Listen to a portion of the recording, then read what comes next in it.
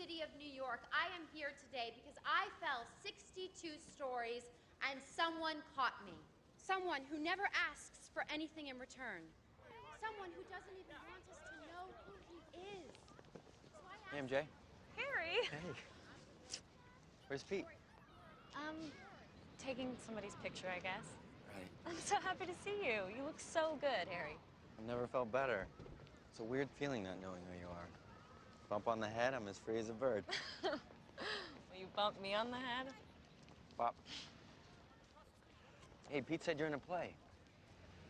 You came. You sent me flowers. I did. I'll come again tonight. You can't. I was let go. What happened? I wasn't very good. Now, this is embarrassing, but I once wrote you a play in high school. You wrote me a play? Yeah. Harry, that's the sweetest thing. So I ask you, when you're dropping without a parachute, or your store's being robbed, or your house is on fire, who is it that breaks your fall, puts out the flames, and saves your children? They love me. Then let's hear it for your one and only friendly neighborhood,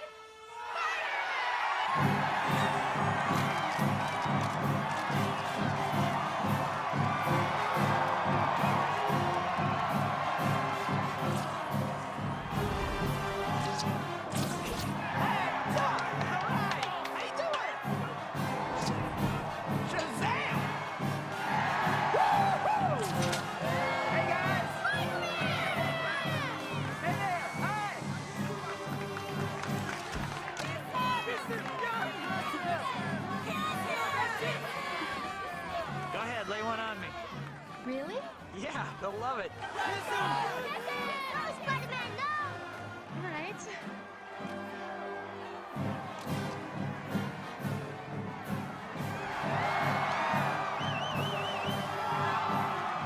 Hope Pete's getting a shot of this. In a world overflowing with movies, we need a hero. Someone to separate the bad from the good. Sounds like a job. Verbal dioramas. Watches all the movies from comedy to drama. From the top roll sound. And don't forget the action. She'll watch until the end and then she'll give you her reaction. Movies you know, movies you don't.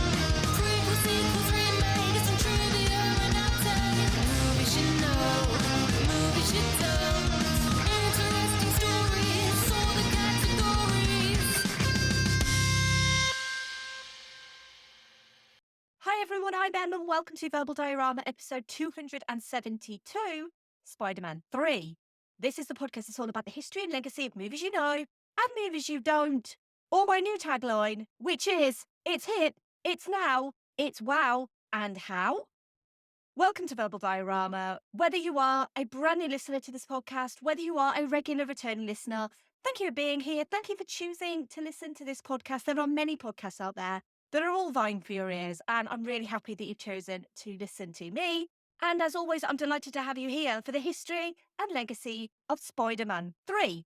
And if you are a regular returning listener, thank you so much for coming back and for your constant support. It genuinely means so much to a little indie podcaster like me to have people regularly returning and listening to episodes.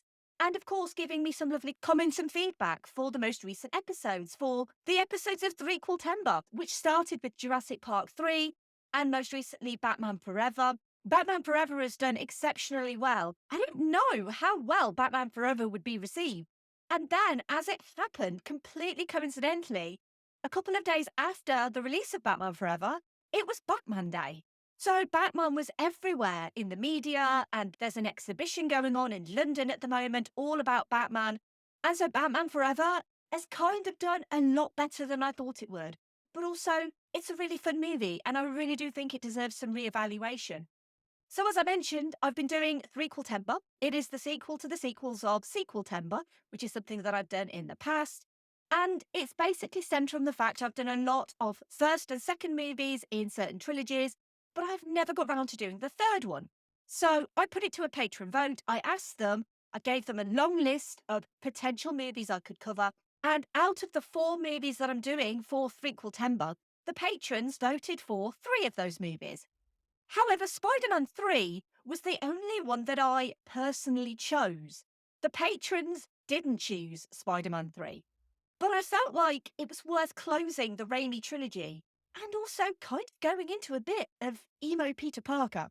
And I think the main reason that I wanted to do Spider-Man 3 specifically, not just for the dance, which is still iconic to this day, finger guns to everyone, but the fact that it feels like the most ambitious of all of Sam Raimi's Spider-Man movies. And literally right from the get-go with the opening credits montage, summary of what happened before, it's clear that this is a continuation of a story that we all know and love. And that's the point. This is a world that we know and love.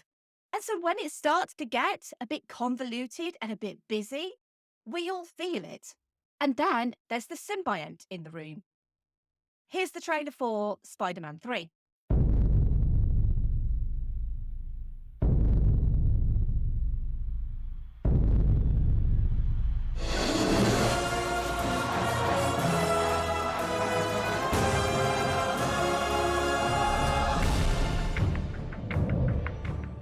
Ask MJ to marry me. A man has to put his wife before himself. Can you do that, Peter? Yeah, I think I can. We have some new information. This is your uncle's actual killer. We lost his trail 2 days ago.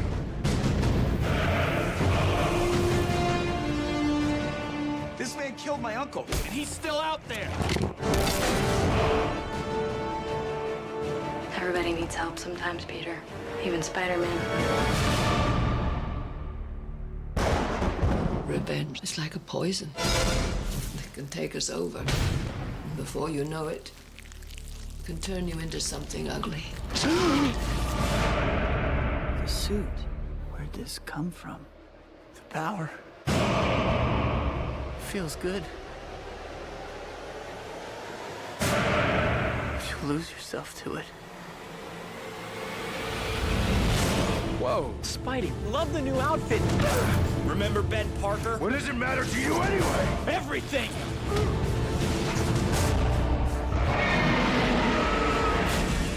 Do you want to push me away? Why would I want to push you away? I love you. You knew this was coming, Pete. I didn't kill your father! What's happening?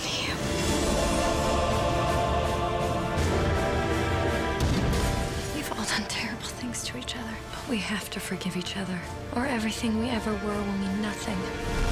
I need your help. I have to stop it.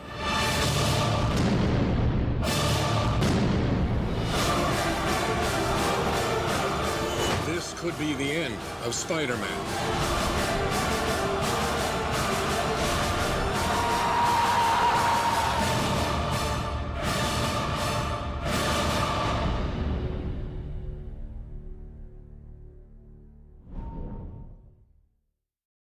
Peter Parker has finally managed to piece together the once broken parts of his life, maintaining a healthy balance between his relationship with Mary Jane and his responsibilities as Spider-Man.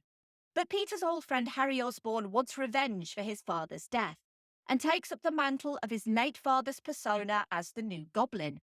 Meanwhile, Uncle Ben's real killer, Flint Marko, has been transformed into Peter's toughest foe yet, the Sandman.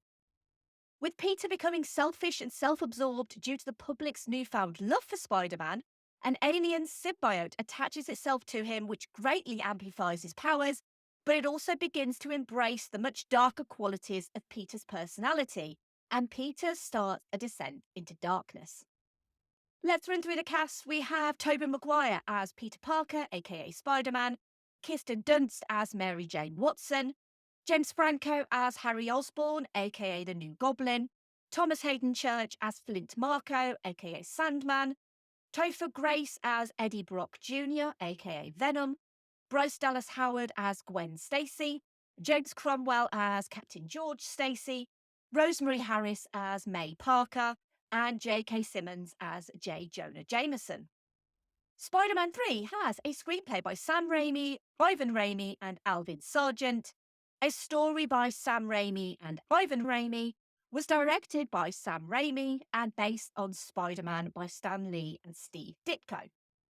So, when Spider-Man was released in 2002, it almost single-handedly built the foundations of a superhero cinematic boom that would last the next 2 decades. It introduced the superhero origin story and would influence the genre for decades after. Spider-Man 2 went even further in 2004, widely seen as the best live-action Spider-Man film, giving us one of the greatest tragic superhero villains in cinema with Alfred Molina's Doc Ock, and enriching the themes of balancing a double life, the burden of being a hero, and deepening the characters in a way that's become the high standard for modern comic book films. And then came Spider-Man 3, and fan expectation at the time could not be higher. Even before the release of Spider-Man 2 in the summer of 2004, Sony confirmed Spider-Man 3 for a planned 2007 release. And this was despite the production issues on Spider-Man 2 and the ongoing litigation between Sony and Marvel over the licensing rights for the character. Now, it's at this point I'd recommend you go back to episode 155 on Spider-Man and 182 on Spider-Man 2 to get the story up to this point. Spider-Man 3 was always going to be bigger and a bit badder. If you think Spider-Man 2's runaway elevated train sequence was complicated, the second sequel would deliver an aerial battle, a 5-way main character showdown set at a skyscraper construction site, and an underground tube fight. And if you thought there was a good villain in Spider-Man 2, this time there would be triple the villains. But in the early stages of development for Spider-Man 3, Sam Raimi and his brother Ivan Raimi had a good idea of what they wanted. This process started straight after the release of Spider-Man 2 in summer 2004.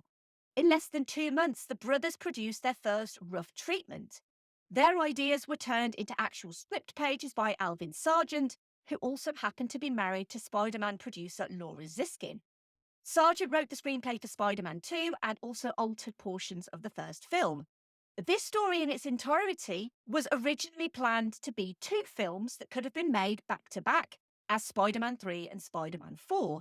But that idea fell apart when no one could come up with a satisfying Part 3 climax. And so the idea was scrapped and it would only ever be 1 movie. Tobey Maguire was given early access to the drafts and loved the idea they came up with of Peter finally getting his dues and adoration as Spider-Man, MJ starting to struggle with her career, and Peter then starting to become a little bit self-obsessed and a little bit egotistical. And Tobey Maguire would actually push for more of Dark Peter. The 2 most significant themes the Raimis wanted for the script were humanity, and that even criminals can have humanity. But also, on the other side of the coin, despite his beliefs that he's a flawless hero, Peter isn't actually all that flawless. He does have issues too. Raimi chose the Sandman as the film's primary antagonist to represent that humanity and forgiveness, but also for the cool visuals, which I'll come back to in a bit. They wanted a movie that centered on the complex relationship between Peter Parker and Sandman, with having Flint Marko as the one ultimately responsible for Uncle Ben's death, as well as concluding Harry Osborn's arc, not necessarily at the time as the new Goblin, but as development continued, they also thought about introducing another villain, the Vulture, with Eddie Brock introduced as a minor character. And the idea, similarly to last week's episode on Batman Forever, was duality. Sandman would be dangerous but conflicted and misunderstood, and the Vulture would be similarly dangerous but also cunning and opportunistic. Now, at this point, Sam Raimi had delivered 2 wildly popular and commercially successful Spider-Man movies for Sony, and you'd think he might have been trusted to conclude the story in the best possible way. However, producer Avi Arad wanted to please the fans. The Vulture wasn't really a fan favourite choice. But you know who was a fan favourite choice? Spider-Man's costume. Now, I do jest, but Venom actually did start out in the comics as a replacement Spider-Man suit, albeit coloured black and white, and named the alien costume originally in The Amazing Spider-Man number 252 in May 1984. Venom as a character wouldn't appear properly until The Amazing Spider-Man number 300 in May 1988. All of Raimi's other villains had been original Stan Lee and Steve Ditko villains. Sandman was introduced in 1963, Doc Ock also in 1963, and the Green Goblin in 1964, and Venom was 2 decades removed from those classic villains. But Arad's idea made sense, appealed to the current generation of comic book readers, as well as the ones who'd been reading the older stuff. Raimi was a 70s Spider-Man kid, and so he wanted the villains he loved reading about. But the idea that maybe he wasn't the only fan in the world, that there were other fans out there who would literally just turn up to see the character of Venom in live action. But as I said before, Raimi wanted to focus on the theme of humanity, which would be a key theme for both Peter and Sandman, and he didn't like the idea of including Venom because of that character's lack of humanity. He eventually agreed to include the character reluctantly, and I think that's made perfectly clear by the treatment of the character of Venom in this movie, that Sam Raimi didn't actually want to have Venom in this movie. And Avi Arad would actually come out in an interview in 2018 expressing regret over Venom's appearance in Spider-Man 3. And obviously something positive did come from the inclusion, but Arad would state in an interview with Screen Rant, quote, "I think we learned that Venom is not a sideshow," unquote. And this eventually, after a few false starts, would lead to the 2018 Venom standalone movie starring Tom Hardy, but that's a story for another episode. So, this movie at this point had Sandman, New Goblin, and now Venom. And then Laura Ziskin thought it would be a great idea to introduce Peter Parker's original first comic book girlfriend, Gwen Stacy, to the mix too. Now, Sam Raimi already had an idea to introduce another girl as a love triangle and to have Mary Jane jealous over Peter's interactions with this mystery girl. Ziskin suggested it be Gwen Stacy. And Sam Raimi was nervous over introducing Gwen after Mary Jane, because obviously canonically in the comics, Gwen came first and then Mary Jane. And also the fan expectations surrounding Gwen. But it became an idea that it's better to introduce Gwen now than to never introduce Gwen. So the random female character was renamed Gwen Stacy in the script, and her father, Captain Stacy, was also introduced. With all the requested changes, the Raimis struggled to get the script rewritten, with Sam Raimi telling EW that it usually takes him a year to write a script. The new studio-approved Venom-included script would barely be ready in time for the start of principal filming in January 2006. But despite the issues surrounding Tobey Maguire's return to the role in Spider-Man 2, there were no such worries for Spider-Man 3, and the new cast was then assembled. Now, when they'd originally talked about having the Vulture, Ben Kingsley had been in talks to play the role before it was removed. The Vulture would have been an accomplice of Flint Marko, and there was concept art that was eventually released which supports this theory. The rest of the new cast, namely Thomas Hayden Church and Topher Grace, signed on to their roles in early 2005, and at that point a completed script wasn't even in place. Topher Grace was a huge fan of the first two films and of the character of Venom in general. He would read Todd McFarlane's run of the character and truly felt like he was born to play the role, but he played it coy when he auditioned and got Sam Raimi to tell him what he expected for the character.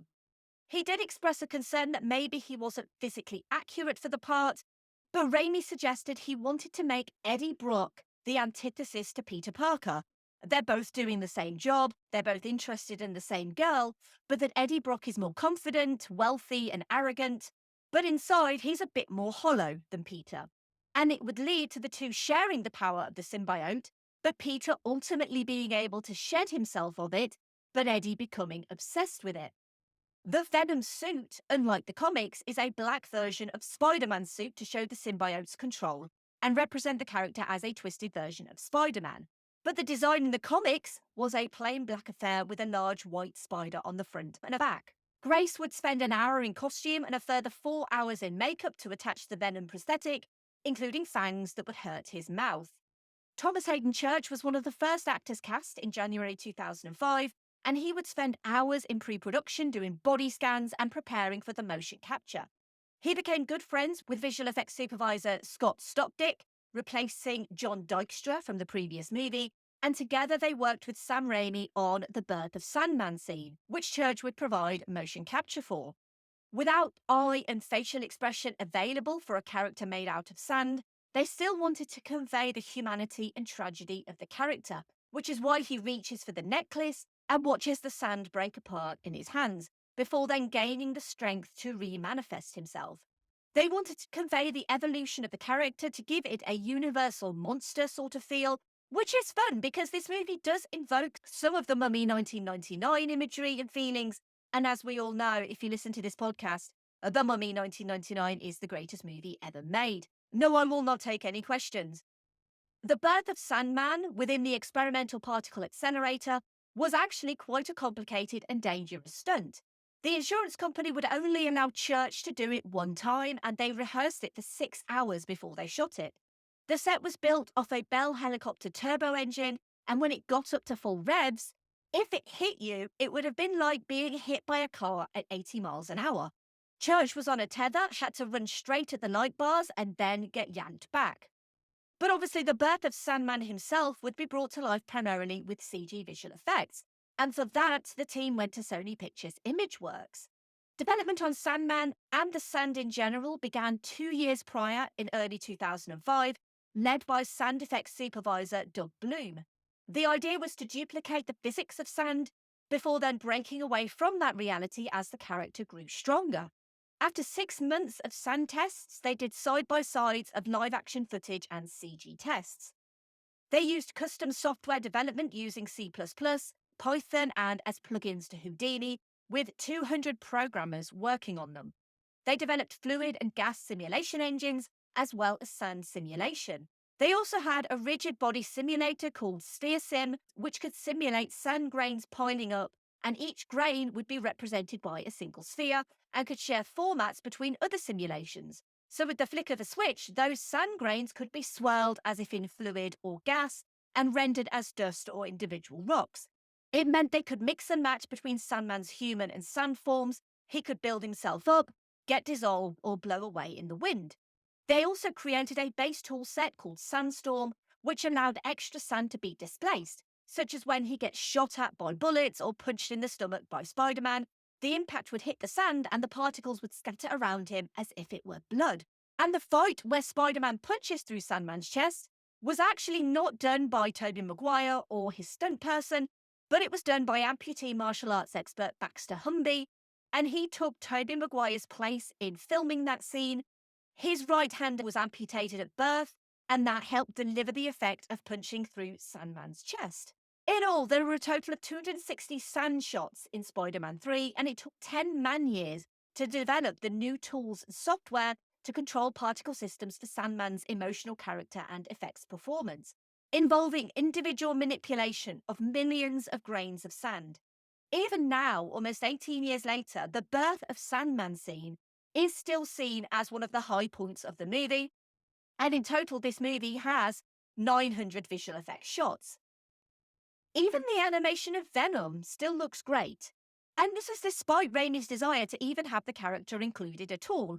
He wanted the Venom design and animation to pay homage to Ray Harryhausen, but be distinctly alien in nature, starting out as a blob of black viscous goo from outer space. But how does goo move? Animation supervisor Spencer Cook would end up hiring animators with human animation backgrounds to build up the character rather than basing it on animals like octopuses or spiders. And this was very labour intensive. Each animator put together their own goo rig to simulate a tool set of goo rigs, with other animators creating main strands of goo, and it would lead to the goo having a disjointed, unpredictable, alien way of moving. But there was always the image of just using tar, and so they did. For Brock's transformation scene into Venom, they strung up Topher Grace, attached monofilaments to his face to misshape his features, and then dumped black tar over him, which achieved the desired effect. Many unnamed actresses auditioned for the role of Gwen Stacy, but they all failed at the key chemistry test. Bryce Dallas Howard's agent refused to let her audition for the role, but she would still meet with the team and ended up doing a chemistry test with Tobey Maguire. She would be cast as Gwen Stacy literally just before filming started in January 2006, dyeing her hair blonde for the part. She wouldn't realise that during filming she was a few months pregnant, and still performed the majority of her own stunts totally unaware, including for the big crane smashes into a skyscraper office scene. Howard was attached to a zipline and hoisted 5 stories high. and thankfully she'd end up giving birth to a healthy baby boy the following year. Cathay SX created the 46-shot crane disaster sequence, integrating hundreds of animated CG elements with live-action cinematography, a 1/16th skyscraper section model and miniatures, digital doubles, and a photographic background of New York. A real steel beam is intercut with a CG beam, the model crane cab is augmented with CG glass and a CG crane, and plates of an actual building in New York were juxtaposed with a perfect CG counterpart, only to end up being destroyed with a huge gash in the building, which takes out Gwen's floor and the floor beneath, leaving her dangling precariously. If only a hero could save her. Filming on Sony's LA sound stages began on the 16th of January 2006. The massive production stayed there for 4 months and then spread to places that Marvel fanboys kept turning up at. Because obviously at the time, we'd had 2 previous Spider-Man movies, so fan expectation could not have been higher, and the fans travelled to these on-location shoots just to get a glimpse of Tobey Maguire or Kirsten Dunst. In April, film crews visited Cleveland because it was less expensive and simpler to set up an armoured car chase between Sandman and Spider-Man there than it was in Manhattan or LA. Throughout May and June, they relocated to New York City, and then back in LA, additional fight scene would be worked on through the autumn, and then the post-production CG imagery phase would ramp up, even though at that point it had been ongoing for at least a year. At its peak, Sam Raimi would shuttle between 7 separate working sets, and in total the shoot lasted 110 days. There was additional material that was shot and eventually cut, including a small role for British actor Adrian Lester as Dr. Phil Wallace, a molecular biologist working on a cure for Marco's sick daughter, who's pressured by Marco to continue, with Sandman stealing all that cash to fund his research. Dr. Wallace would then inform Captain Stacy of Sandman's identity and how to stop him. There's also a jump scare of Peter seeing Venom in the mirror as he's wearing the black suit, as well as an alternate Venom death scene. And I really wanted to do this episode to talk about the dance, so we have to talk about that dance.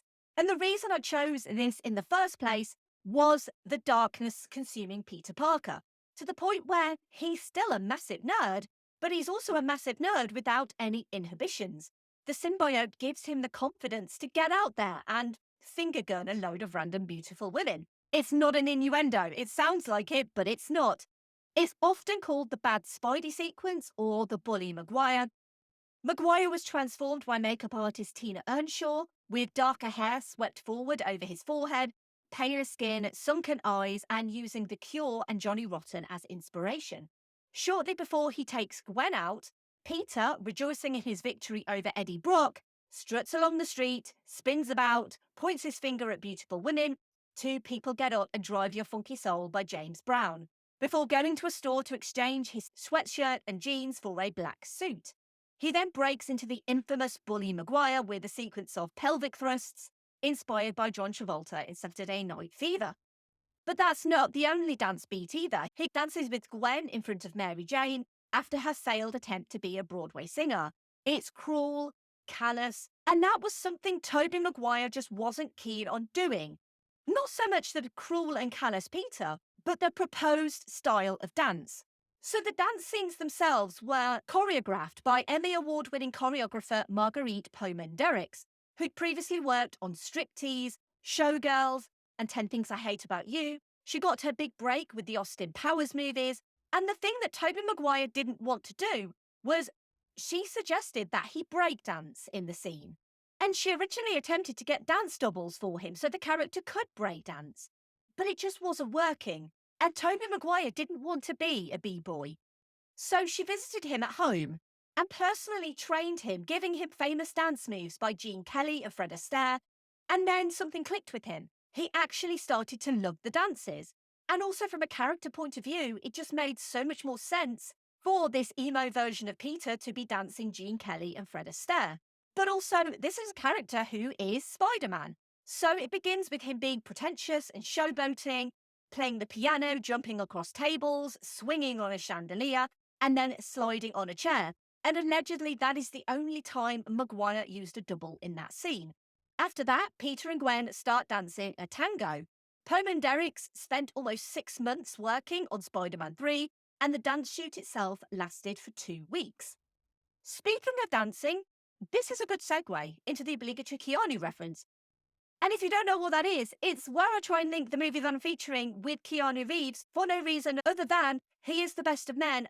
And if an evil alien symbiote tried to attach itself to Keanu Reeves, the symbiote would realise that Keanu just is the best of men and would leave him well alone. And I always struggled to get Keanu attached to comic book movies in particular because he hasn't really done any of them.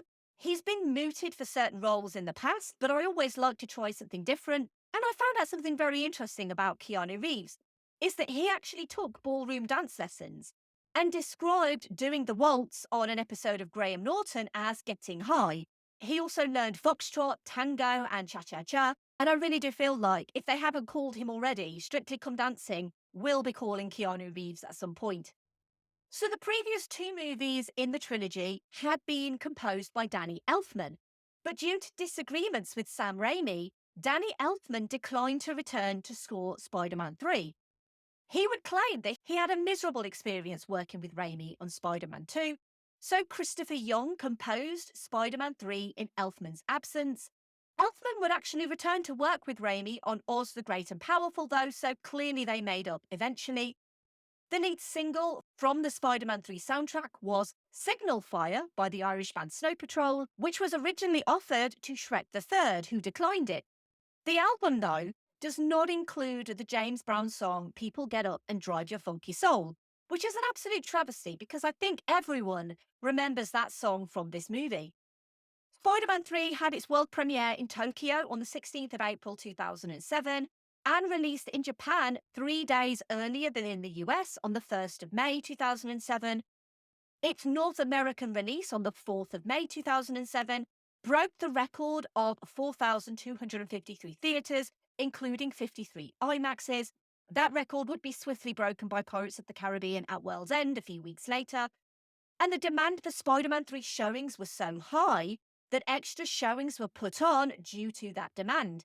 And of course, on that 4th of May 2007 release, Spider-Man 3 immediately went to number 1 at the box office, where it stayed for 2 weeks until Shrek III's release. It also stayed in the top 10 for 7 weeks.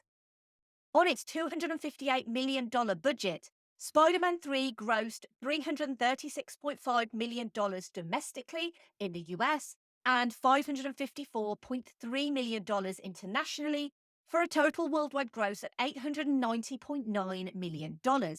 It's the 3rd highest grossing film of 2007, the highest grossing film of Sam Raimi's Spider-Man trilogy, and it was the highest grossing film distributed by Sony Columbia until 2012's Skyfall. It also set a single-day record of $104 million, breaking that record again the following day at $117.6 million.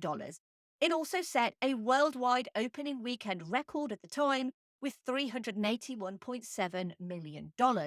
So commercially, this movie was a huge success despite its huge budget. And while it is fresh on Rotten Tomatoes, it's only just fresh on Rotten Tomatoes, with a 63%, with the critics' consensus reading, though there are more characters and plot lines and the action sequences still dazzle, Spider-Man 3 nonetheless isn't quite as refined as the first 2. A 4th instalment titled Spider-Man 4 was set to be released on the 6th of May 2011, with Dylan Baker returning to play the Lizard, John Malkovich in talks to play the Vulture, and Anne Hathaway as Black Cat. But after the lackluster response to Spider-Man 3 critically, and the doubts that he could meet the planned 2011 release date, Sam Raimi withdrew from the project, and with him, Tobey Maguire and Kirsten Dunst, who both had always said they would only do a sequel with Sam Raimi. Following Maguire's appearance in Spider-Man No Way Home, a fan campaign for Raimi's 4th Spider-Man movie started gaining steam on social media. Raimi has always said he has no plans to do it. However, if the story was good, he would consider it. The proposed Venom spin-off film was also cancelled, along with planned 5th and 6th Spider-Man installments. Instead, the franchise was rebooted by Sony in 2012, with Mark Webb directing The Amazing Spider-Man, starring Andrew Garfield and Emma Stone. Venom also got his own spin-off movie eventually, and Venom has now also got his own trilogy too. There is a slightly different cut of Spider-Man 3 that does exist though, and that is Spider-Man 3 Editor's Cut, and that was released in 2017 for the movie's 10th anniversary. It's included in the Spider-Man Limited Edition Blu-ray collection, uses Christopher Young's original score, and includes a new theme for Peter and MJ. It restructures the story, adds and removes certain scenes, including the scene where Bernard the Butler tells Harry what happened to his father, which if you think about it a lot, it doesn't actually make sense that Bernard the Butler did actually know any of that, but that's kind of by the by. There's also a scene in that cut where the black suit is seen as breathing on its own. It also uses alternate edits of scenes, and it runs 2 minutes shorter than the theatrical release. It also tries to make the black suit more frightening than comedic. Most who've seen it, and I have not, think this cut is a marginal improvement on the original film. The editor's cut was later re-released with the Spider-Man Legacy Collection 4K Blu-ray box set. And if you have seen the editor's cut, I'd be really interested to know your thoughts. So please hit me up on social media at Verbal Diorama, wherever you find me on social media, and let me know what you think if you've seen the Spider-Man 3 editor's cut. But Spider-Man 3, the theatrical cut, instantly sets us on a tone that we are unfamiliar with. In previous movies, Peter has struggled with his newfound great power and great responsibility, doubting his abilities, coping with loss, suffering from unrequited love, unable to balance the high school/college student Peter Parker's humdrum life with the pressures of being a superhero. But in this, Peter is confident. He's doing well in college. Spider-Man is beloved across New York. His relationship with Mary Jane is blossoming, and he's starting to feel the benefits of being popular, as well as having further to fall when it inevitably goes wrong.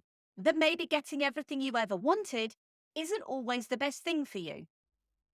I think this movie is fine.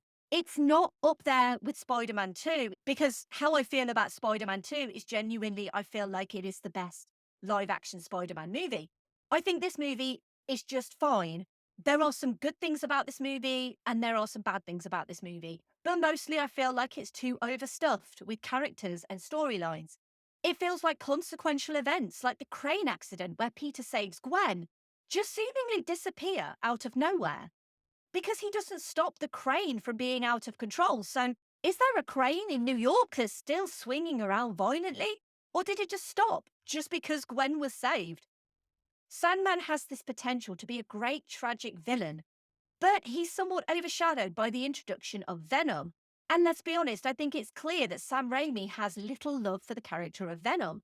And I don't think the movie makes it clear enough whether Peter's descent into self-absorption when he finally succumbs to the black suit are due to the influence of the goo in his apartment, or just simply the fact that Peter is becoming a bit of a narcissist. In many ways, I agree with Raimi. We didn't need the symbiote. I feel like Peter being a jerk just because he's becoming popular, and therefore the typical mean girl, would work just as well to talk about toxic masculinity in a movie seen and admired by men and boys to understand what toxic masculinity is and how it affects the people around us.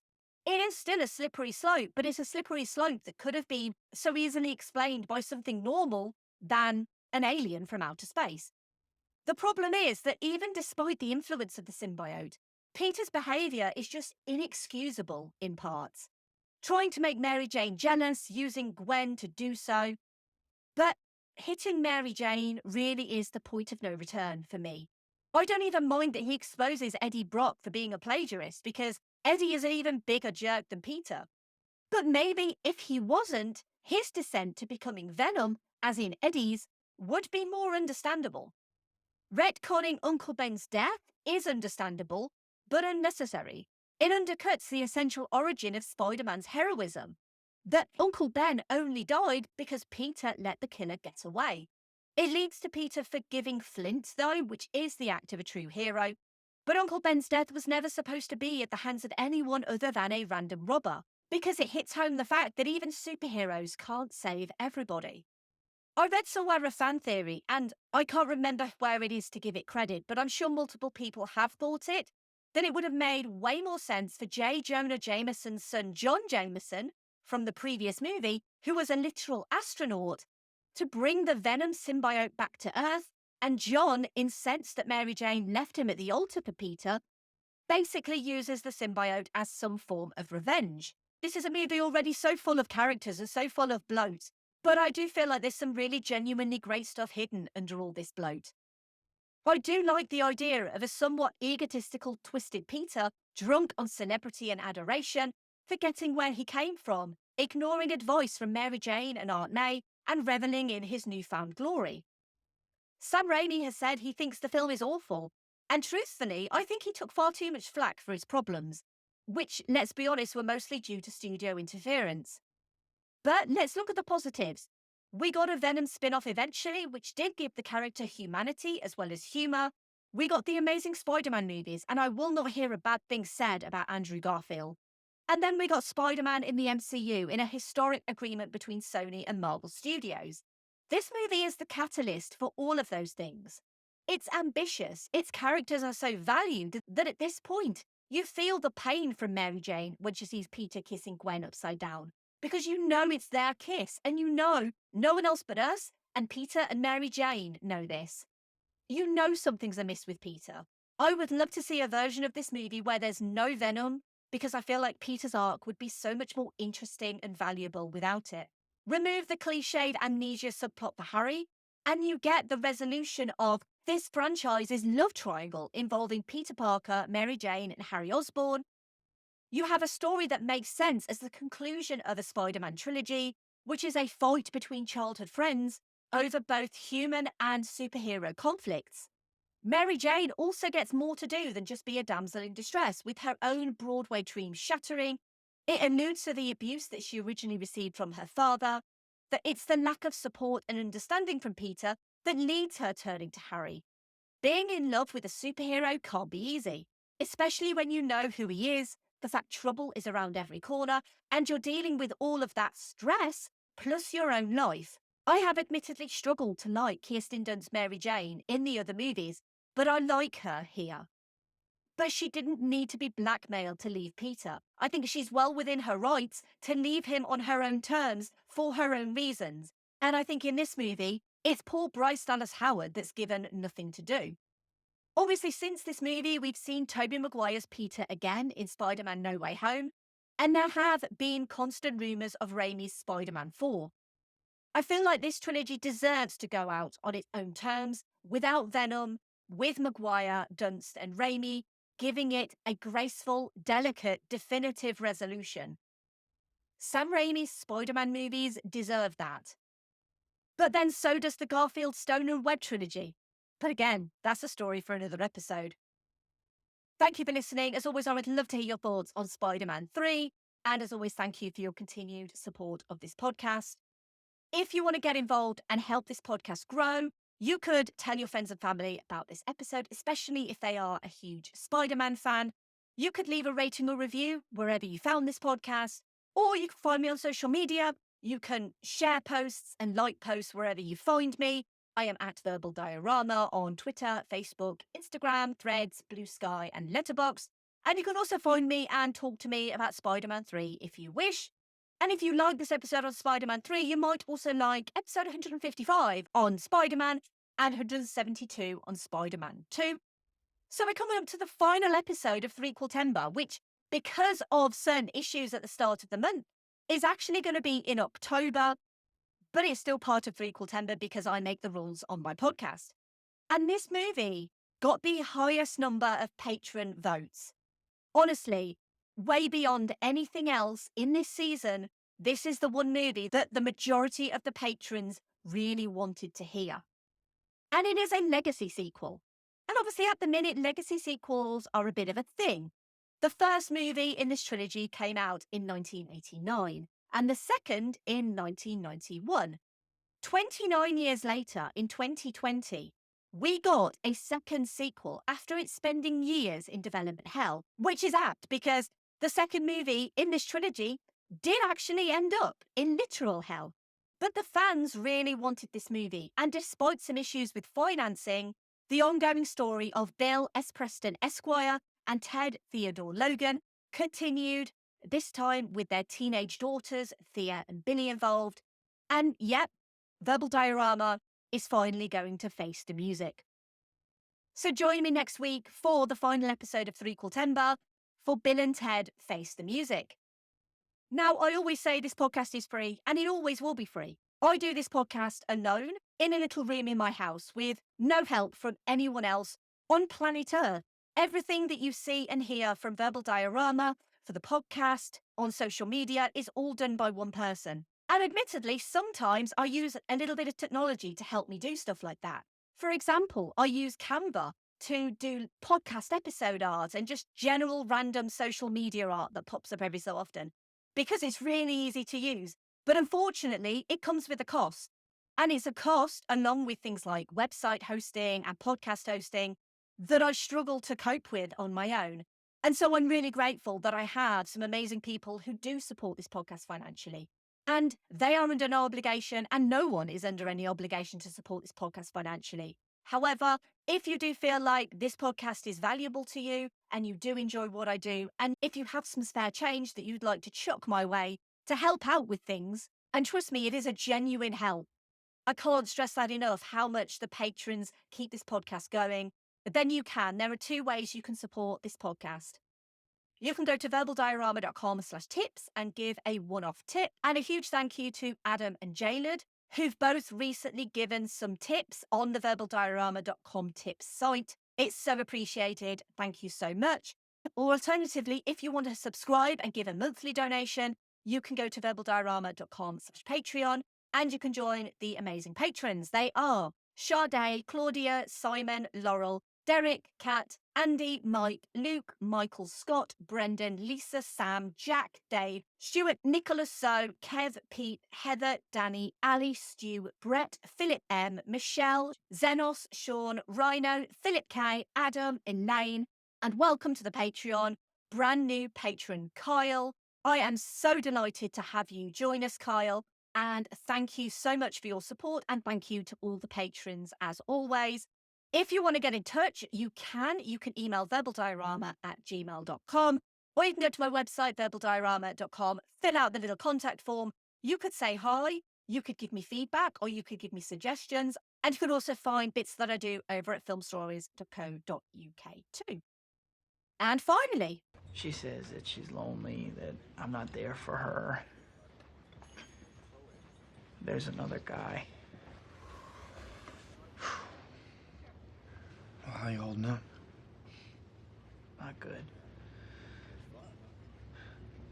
Harry, I was gonna propose to her. Really? Oh, she's been going through a tough time lately. Career.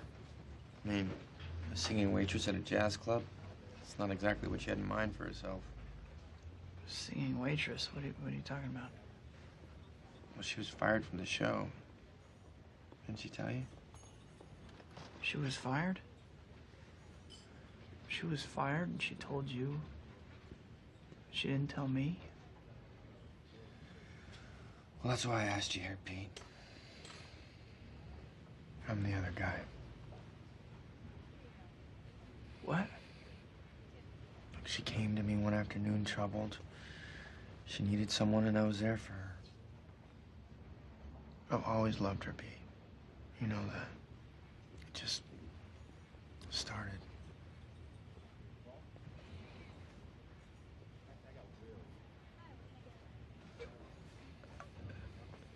I don't believe this. I don't believe you. I'm really sorry. I just thought you should know.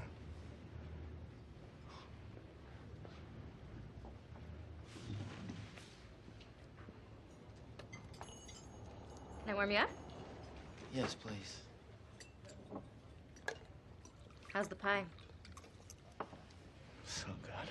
Bye. Movies you know, movies you don't.